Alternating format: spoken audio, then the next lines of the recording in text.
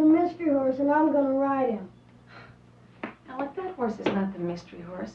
And even if you were, you're not gonna ride him. It was a secret. I told you as soon as I could. You're not supposed to keep secrets from your mother. The Black Stallion, the classic story of a boy and his horse, one of 5 new movies we'll be reviewing this time on Sneak Previews. And across the aisle from me is Gene Siskel, film critic of the Chicago Tribune. And this is Roger Ebert, film critic of the Chicago Sun-Times. Now, in addition to The Black Stallion, we'll also take a look at Tatum O'Neal and Christy McNichol in Little Darlings, Alan Arkin in a new comedy called Simon, James Caan searching for his missing children in Hide in Plain Sight. But first, Roger begins with Little Miss Marker. And Little Miss Marker is an old-fashioned remake of an old-fashioned movie classic based on the Damon Runyon story about a bookie and a little girl in the world of horse racing. The original Little Miss Marker was made in 1934, and it starred Shirley Temple in her first starring role. The new version has a little girl who looks totally unlike Shirley Temple, and she's even smaller. Her name is Sarah Stimpson. She's 6 years old, and her co-stars in the movie are a couple of old pros named Walter Matthau and Julie Andrews. Watch out for the chicken. Watch out. Come on. Isn't he beautiful? Who, the horse? Well, if he wins, he's beautiful. Up to then, he's just a horse. I think he's beautiful. How do you know? You're a kid. Hi. Hi. How nice, both of you, too. Well, I had business. Can I pet him? But very gently. He can be nervous before a race. Watch out, don't. Not near the mouth. He won't bite. It was nice of you to bring her. I know you had business. In that case, I'd like to make a bet. On him? He'll be 30 to 1. Are those odds too steep for you? Lady, I live off people who bet at those odds. Well, he's ready this time. There's no other speed in the race. He'll be out in front and all alone. Lady, this horse has no speed and quits. He never quits. I looked up his races. He'll have a hard time coming in last. All right, how much you want to bet? $100. Make it 2. It's your money. Are we going to watch the race now? Absolutely. $200, Sir Galahad. Why did you look up his races? I look up races all the time. Nothing personal. What's personal? A horse is a horse. Watch out for the chicken. She has the biggest dark eyes. What's a little girl like that doing hanging around with a bookie anyway? Well, her father leaves her with Matthau as collateral on a racing bet, as a marker. Then her father doesn't turn up again, and Matthau is stuck with her and also with the possibility of kidnapping charges. Some of the movie's best scenes involve hard-hearted Matthau getting softened up by this sweet little girl. Want a donut? Yes, please. Or you want some cornflakes? Yes, please. Yes, please, what? Which? What kind of donut? Kind with a hole in it. What do you mean, what kind? Sugared? Listen, kid, this isn't a restaurant. They're plain. I like jelly donuts, don't you? You want a plain donut or do you want cornflakes? Make up your mind. Can I have both?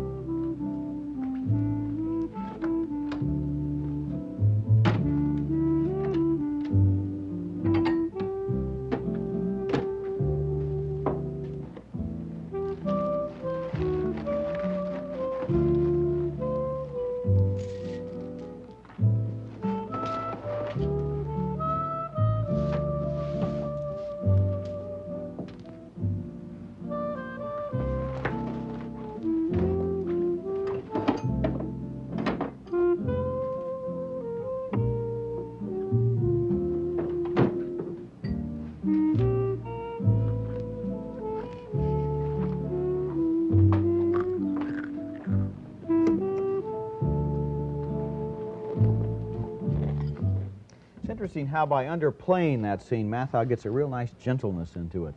Oh, I described Little Miss Marker a moment ago as an old-fashioned movie, and I'd like to go on and say it's also corny, goofy, sentimental, obvious, unsophisticated, and so needless to say, I liked it. Most of all, I like Mathau's performance as another one of those shambling, hangdog, sad-eyed characters he's so good at playing.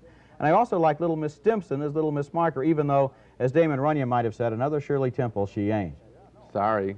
Big disagreement here. I know she's shaking your head. Yeah, though. no, I don't care for the film at all. I'm very disappointed in it, and I'm a big Walter Matthau fan, but he doesn't have anything to play against in this picture. The little relationship with the girl has one note, and we just saw it in that donut sequence, which is tough Walter Matthau, cute little girl. Okay, after about 5 minutes, we want something more. So we look to Mathau's relationship with Julie Andrews, and that's where the film falls right in the toilet as far as I'm concerned. And I mean that. Julie Andrews is nothing in this picture. I don't know what's going on. There doesn't seem to be a performance. She seems to think she's still doing Mary Poppins. Absentatively. Absentatively, yeah. It's terrible. Well, This is Damon Runyon, tough okay, Damon Gene, Runyon. okay. Where is she? Yeah. Well, I agree with you on Julie Andrews. She doesn't belong in this film. It's a Damon Runyon film about tough people at the racetrack. Somebody like Shelley Winters should have played Mathau's girlfriend. That would have been good casting. She's out of place, but I do like the movie, generally speaking. I don't think it's the greatest movie ever made, but it's entertaining, it's fun, it's pleasant to watch, and I think a lot of families would enjoy going to see it. I don't think so, Raj, because I think all that we get is ultimately Walter Matthau, a fine actor working alone, and we just watch him alone. He has nothing. There's just missing. The story has no guts to it at all. Okay, you think the movie is a complete loss. I think it's worth seeing. We disagree. Let's go on. Okay. You may not have heard of the name Marshall Brickman, but undoubtedly you have heard of some of the films he has written together with Woody Allen. Annie Hall is one of them, Bananas is another, and they both won Academy Awards for both pictures. Brickman's new comedy, Simon, is his first solo effort, and as you might expect, it's only about half as funny as a Brickman and Allen comedy. Alan Arkin plays an innocent college professor being used as part of a practical joke by a bunch of goofy but brilliant scientists who want to fool the world into thinking that Arkin is really a creature from another planet. But first they have to win his confidence, so they introduce him to a woman, Madeline Kahn, who bowls Arkin over with her academic credentials. Oh, well, that's not, I need somebody with a very eclectic background, a solid foundation in all the sciences, some literature and philosophy. What's your field? Well, I have an MD from Johns Hopkins, PhD from Cambridge in behavioral psychology, master's from the Sorbonne in contemporary French literature. Oh, my God. Particularly the absurdist, Sartre, Camus. Yes, I read many. My undergraduate work was completed at Swarthmore, 2 years, summa cum laude. Mon Dieu. Yes. I've worked with Kiplinger in Vienna, Olafsson in Stockholm, Epstein in Geneva. Yes. Of course, you're familiar with his work on pineal gland biorhythms and acetyltransferase activity in chickens and rats. Yes, Epstein and rats. Epstein and rats and chickens. My new book, entitled A Comprehensive History of Oral Sex Techniques Illustrated, has already been proclaimed a masterpiece by both Norman Mailer and Bess Meyerson, and has an advanced printing of 100,000 copies. Who's your publisher? Knopf. Let's try it out. We'll try it out for a week. After Arkin has been won over by the scientists and his defenses are down, they brainwash him, but they do it so well that Arkin completely loses his memory. He doesn't even know he's part of the human race anymore. He has the mind, suddenly, of a little amoeba. And in the film's best scene, we see Arkin regain some of his memory as he portrays the stages of mankind's development, everything from a tiny little amoeba to the first ape that walked the earth. What's he doing? He's regressed completely. Regressed to where? Infancy? No further than that. About 500 million years. Every human brain carries the memory of all evolution. He's been through the entire evolutionary chain. Has to find his way back. Now see, he's a tiny sea organism. Plankton. What's he doing now? That's a jellyfish. Jellyfish.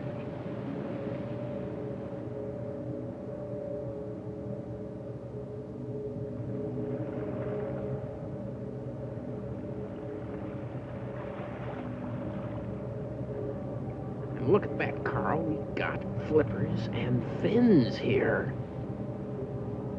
Now he's starting to swim.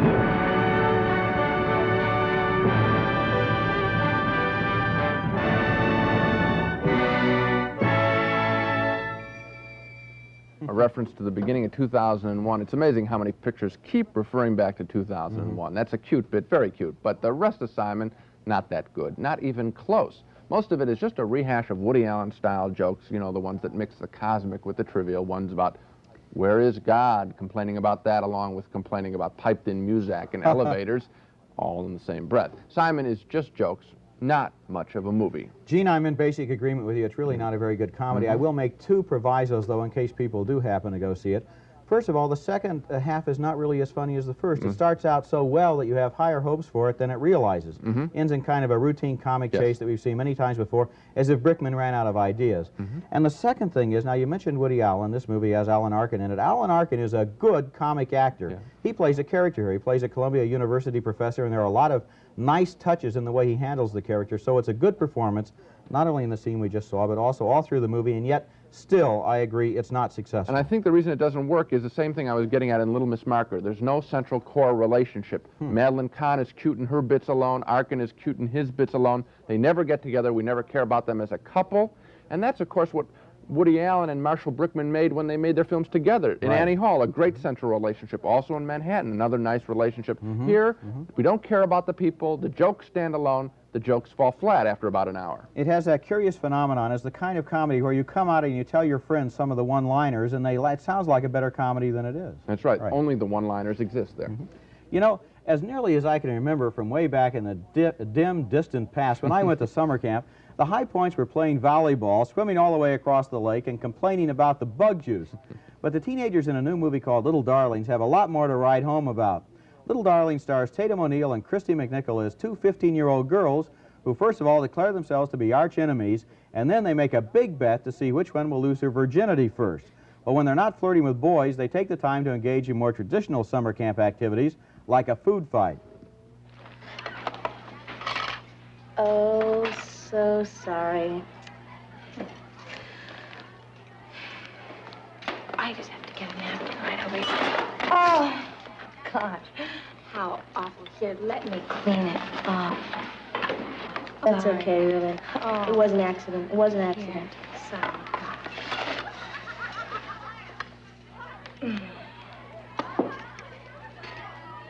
Look.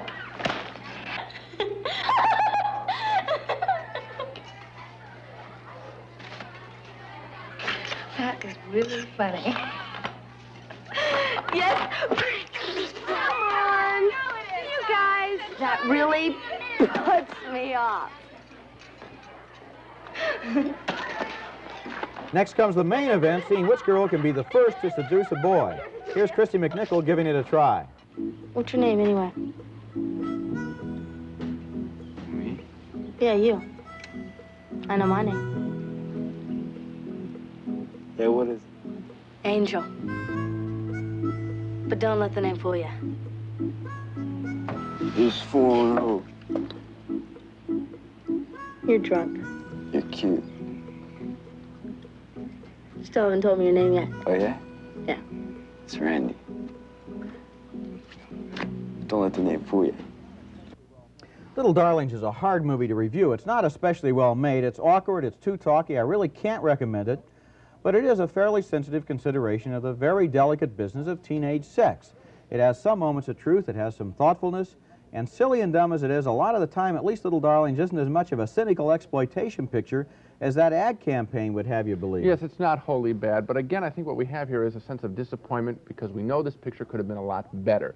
Two very good young actresses talking about a very interesting subject, but they don't talk enough. I mean, the subject is fascinating. Teenagers being stampeded into sex because peer pressure, and they think what they're supposed to do. Well, let's have these actresses talk about it instead. Instead of that, they give us food fights, people putting frogs in people's things, throwing things around, a silly meatballs kind of summer camp comedy. This could have been so much more. Instead, they tried to make two different movies and hedge their bets. I think you're right. You know, there's a funny thing about this film, though. The very scenes that could have gone wrong the most easily, involving Christy McNichol and then Tatum O'Neal and their boyfriends, and whether or not they're going to go through with it or not, those scenes could have been handled very badly. They're handled fairly well. You're right, you're right. It's in the scenes that we think are going to be easy that the film collapses into kind of an Animal House summer camp sort of film, as you put it. It shouldn't have been there. We wanted it to be a lot stronger, and it's a shame. You know, there's one thing we ought to mention. This movie is rated R, which means that the kids who are the age of the people in the movie can't go to see it. And I'm trying to figure out why that would be. It's not because really of nudity or language or violence. There's that one other thing called mature theme, which is, I suppose, what's going on here. Frankly, if I had to rate it, I'd say it's PG because it isn't any rougher than a lot of PG pictures we see. I give it a PG too, and actually I suspect a lot of kids under 17 will probably get in to see this one way or theater another. owners really have sort of an open-door policy on R-rated stuff. It's not really legally enforceable. Anyway, we come to something quite rare, a children's book that has been made into an uncommonly good movie that'll appeal as much to adults, maybe even more to adults than to children. It's The Black Stallion, the very fine story of a young boy who almost drowns at sea but is rescued by a magical horse. Here's the scene at the beginning of the movie where the boy, traveling on an ocean liner with his father, is almost trampled to death as the boat explodes into flames. Right there! I'll be back!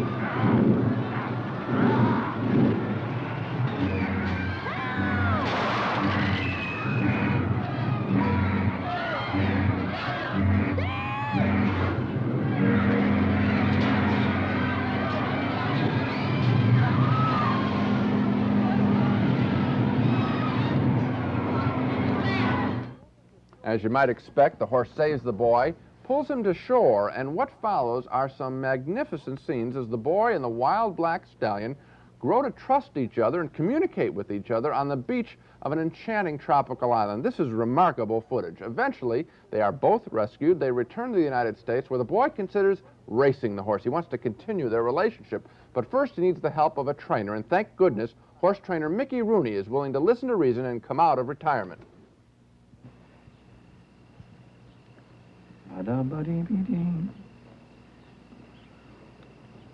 Red cards, red cards. I've got too many red cards.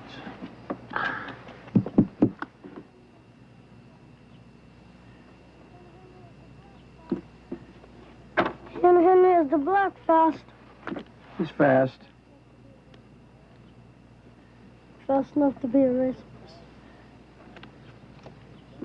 Alec, that black is a desert horse. He's fast, all right. Sure, he's fast. He hasn't got any papers.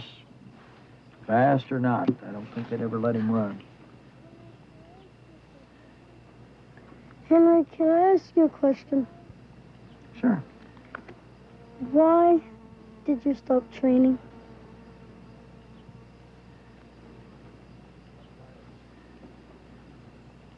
I got tired.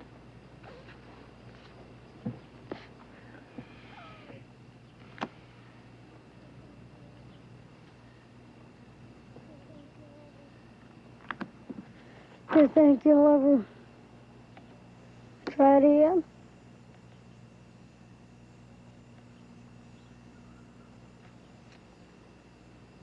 Sure I do. Sure.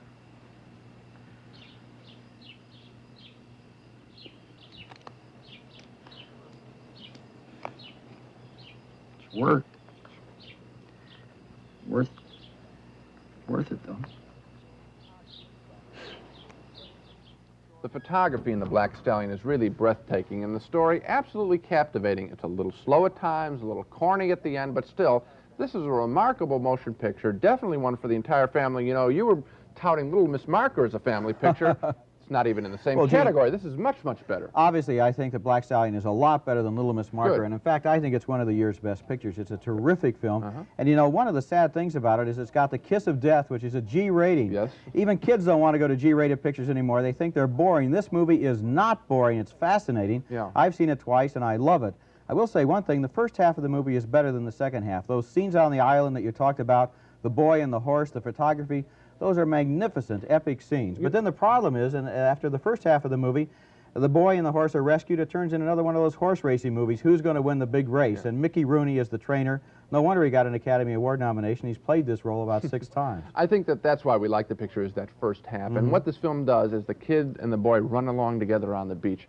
It really celebrates communication between animal beings and creatures on the planet Earth. I mean, it really gets down to that thing. It's very romantic, very special. It honors nature, it honors natural things.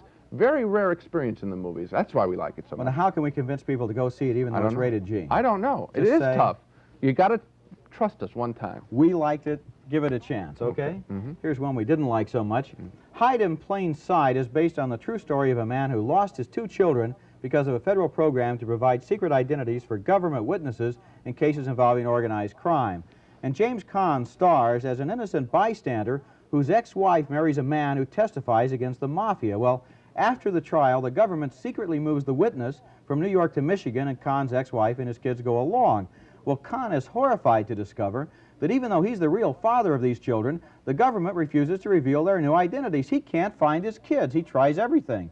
And in this scene, he reaches the end of his rope after a G-man clams up and refuses to tell him where his kids are.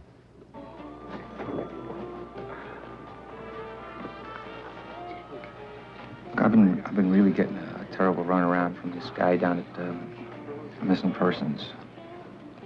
I mean, I keep calling a guy and he just... Maybe I could finish my sandwich, huh? I appreciate it,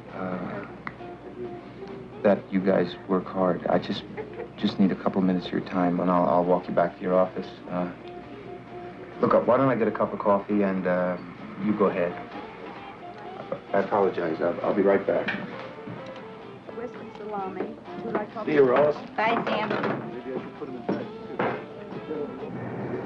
What kind of police department we got here, huh? Look, I want to talk to somebody. I bet you if I was crossing the street, there'd be 5 cops here to give me a damn jaywalking ticket. Not my job. I'm sorry. What can I tell you? I got nothing to say to you. Hey, look, I got 2 kids missing, and nobody wants to talk to me. Hey, what kind of is this? What am I gonna do? Shoot somebody? Hey! Stop it! Sorry. Well, you can tell from that scene that Hide in Plain Sight is a serious movie about a real human tragedy, but unfortunately, it's also a very badly structured film that never creates any dramatic tension. This is, or should be, highly charged material, but the movie plods along with pointless scenes, rambling dialogue, and a performance by James Caan that's so highly mannered and uptight, there are some moments when we don't know what his true emotions really are supposed to be. Yes, I couldn't understand why he bothered trying to give us this working-class man, a halting kind of Dies Dem and Dozers guy. I mean, this should have been played real strong, real big, like Walking Tall, Dirty Harry, or... Death Wish by Charles Bronson, yes, maybe? An innocent guy going against the government, and go get him, the government's bad, and go get him. I mean, it should have been a real thriller. No, we don't get that. The problem seems to be on the level of screenplay and direction. They have a thriller here, you're absolutely right, and they just keep losing the point. They can't get us excited from beginning to end. Well, what's going to happen? The obvious answer may be that James Caan tried to direct this picture as well as act in it for the first time. Maybe it was too much. Maybe if he had been just acting, he would have really concentrated on the performance and been a real superhero, which is what we want in this picture. Go get the government. Hold on just a minute, Gene. Here's Spot the Wonder Dog to go get some bad films because it's time for our regular feature, Dogs of the Week, where we each pick the week's worst movies. My dog this week is a reprehensible little shocker called Don't Answer the Phone. I know we usually make a lot of jokes in this segment of the show, but Don't Answer the Phone isn't the least bit laughable. It's a cheap thriller about a crazed rapist attacking a series of women, and that's all there really is to the film. A religious crazed nut who has an inferiority complex regarding his father simply attacks one woman after another. This film practically slobbers over its rape attacks. What's it trying to do? Turn on the sickies in the audience? Don't answer the phone is really just part of the message of this picture. Don't see this movie is more to the point. Not a good one, Roger. Sounds really reprehensible, Yeah. Gene. Mine is merely bad. My dog this week is sort of distinguished, though. It's absolutely and without any question the worst vampire movie I've ever seen. It's called Last Rites, and it's about a perverted undertaker whose specialty is snatching the bodies of people who aren't yet quite dead. And then, needless to say, he sinks his fangs into their necks. Real gruesome stuff. The relatives of one of his victims begin to suspect something when the undertaker won't return the body of the deceased, and then there are all sorts of horrible rituals and a lot of gnashing of teeth. One neat thing about most vampire movies is that the vampires play by the rules. You know, only go out at night, avoid mirrors and crosses, look out for garlic, all that stuff. But the vampires in The Last Rites are a lot simpler. They just go after everything in sight. And I say, more power to them, just as long as they don't try to do it in a sequel. We'll avoid them both. So much for the dogs of the week. Now let's recap our reactions to the main movies on this show. We agree on 4 out of the 5. The only one we disagree on is Little Miss Marker. Roger liked it and says, yes, go see it. It's corny, old-fashioned fun. I say no, primarily because of Julie Andrews. She's just awful in this badly directed film. We think Simon, Marshall Brickman's first film, could have really used Woody Allen in front of and behind the camera, so 2 no's for Simon. As for Little Darlings, we both think it was trivial and shallow. Instead of seriously dealing with teenage sex, we get food fights. 2 no's for Little Darlings. Our favorite film on the show is The Black Stallion, the superb story of a boy and a magical horse. The Black Stallion is really the film to see this week. And we agree that Hide in Plain Sight is not very thrilling, with a weak performance by James Caan, who also directed the film. 2 no's for that. Okay, Gene, so summing up, the one movie on this show we really stand behind is The Black Stallion, which is great, terrific entertainment for the whole family, including the adults in the family. Yes, and one more thing. It's a lot better than Little Miss Marker. Consider that to be a very low blow. That's it for this show. Next time on Sneak Previews, we'll review 5 more new movies, including Nijinsky, a biography of the great ballet immortal, Foxes with Jodie Foster as a streetwise Los Angeles teenager, and Serial, a comedy about modern living and loving in Northern California. And until then, we'll see you at the movies.